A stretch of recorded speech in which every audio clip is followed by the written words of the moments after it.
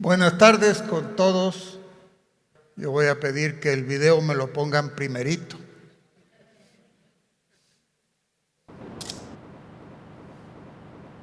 El geólogo Hans Meyer, con sus recorridos, nos legó importantes testimonios de nuestros glaciares. En 1902 vino al Cayambe y encontró un brazo de glaciar sumamente grueso y extenso. Yo vine cuando comencé a hacer montaña, Guambrito. Ya había un cambio con la época de Hans Meyer. Ahora el glaciar ya no existe, el valle es hondísimo, esto que nos cruzábamos caminando por encima con suma facilidad. Y donde antes hubo hielo, ahora comienza a aparecer páramo. Ese río que ahora fluye en vez de los hielos del glaciar, corre día y noche. Estamos aquí a las 6:30 de la mañana. El sol no ha pegado, no ha calentado todavía y el río sigue corriendo, porque el ambiente es tan caliente que inclusive durante la noche el agua corre. Antaño el glaciar no se desangraba durante la noche. Ido el glaciar, ese río bajará solo cuando llueva. Como los pronósticos hablan de un clima más seco, el chance es que los habitantes se van a ver en problemas.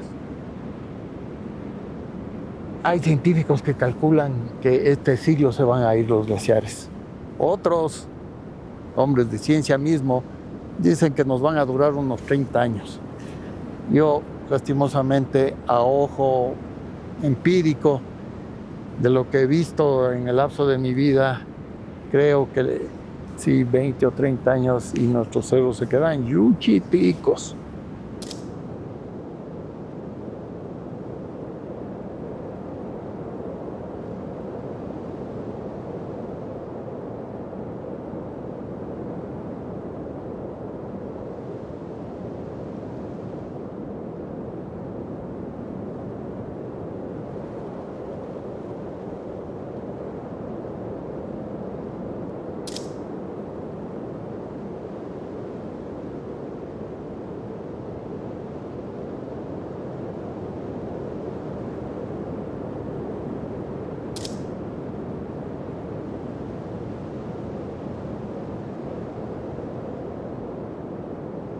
Hans Meyer no solo anduvo por el Cayambe,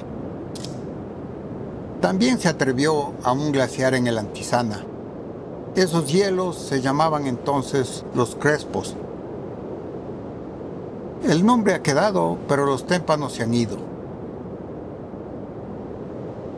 Esos crespos los alcancé a conocer yo. Partieron solamente en las últimas décadas.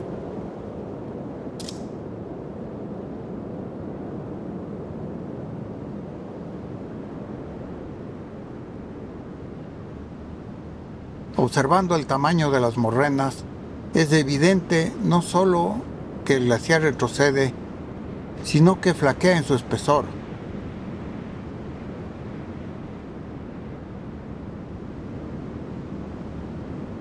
Esas altas morrenas encierran un valle.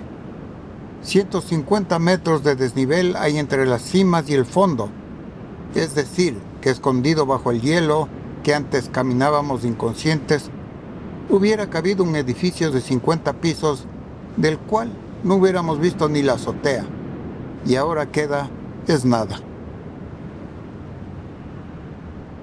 En esta imagen se ve mejor donde moría el hielo en los tiempos de Meyer, y en el mío también. Y ahora Ayazote, donde está el encogido glaciar.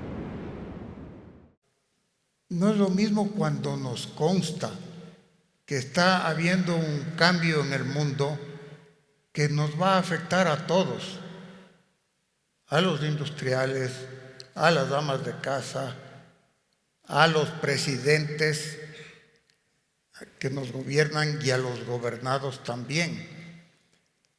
Estos glaciares que se derriten, no solo en el Ecuador, sino en todo el mundo, pasa en los Himalayas y en los Alpes, en Groenlandia y en la Antártida. Cuando se hacen agua, van cuesta abajo. Y con la desaparición de los glaciares está aumentando el nivel del mar. Y las previsiones son dramáticas. Y eso me hace acuerdo al primer expositor que estuvo aquí hablando de acuacultura, porque las camaroneras están al nivel del mar. Y cuando el glaciar derretido aumenta el nivel del mar 1 o 2 metros, eso va a ser nefasto para esa industria. Va a ser nefasto para un montón de la manera en que los seres humanos habitamos este mundo.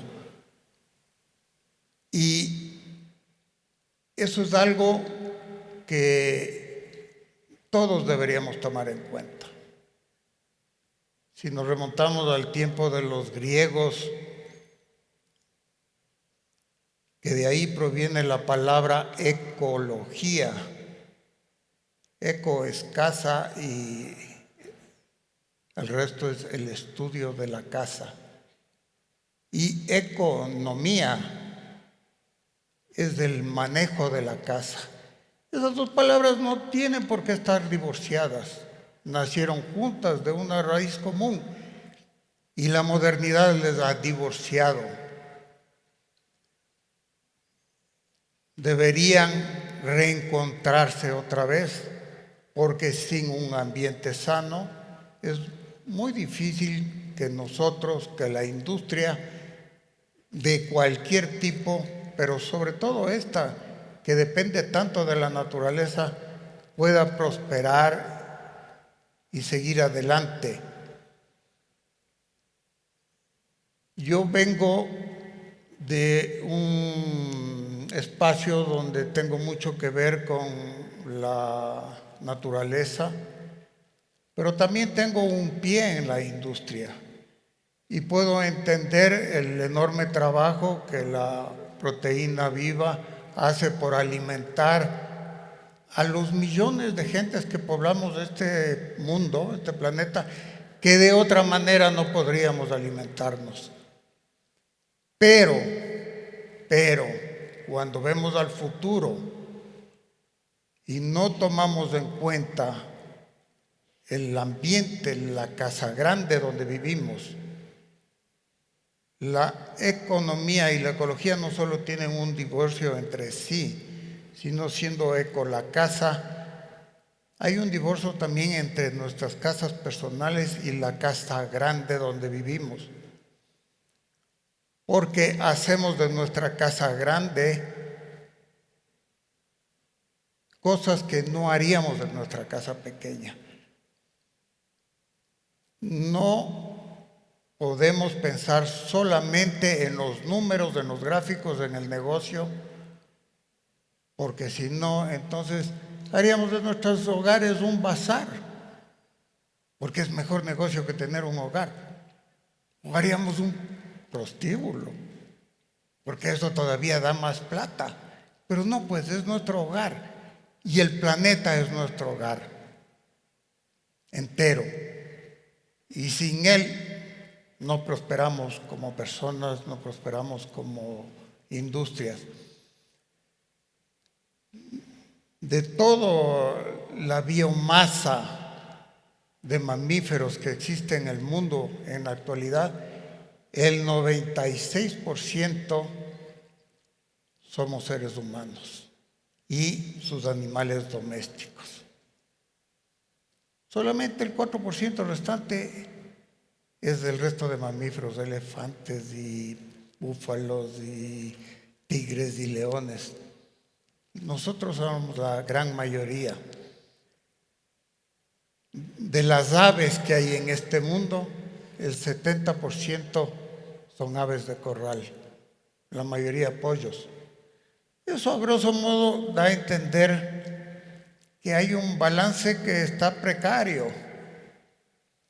Todos ustedes, hombres de negocios, saben que el balance es muy importante en la parte de números de una empresa. Los números del mundo están en un balance precario cuando vemos para atrás. Es un planeta finito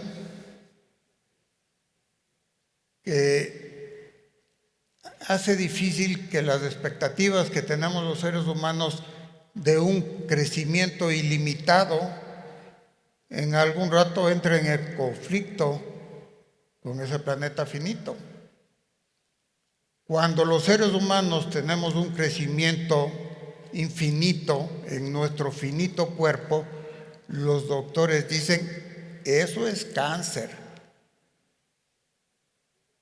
Es algo que no queremos, pero tampoco queremos eso en nuestro planeta, no queremos eso en nuestro mundo.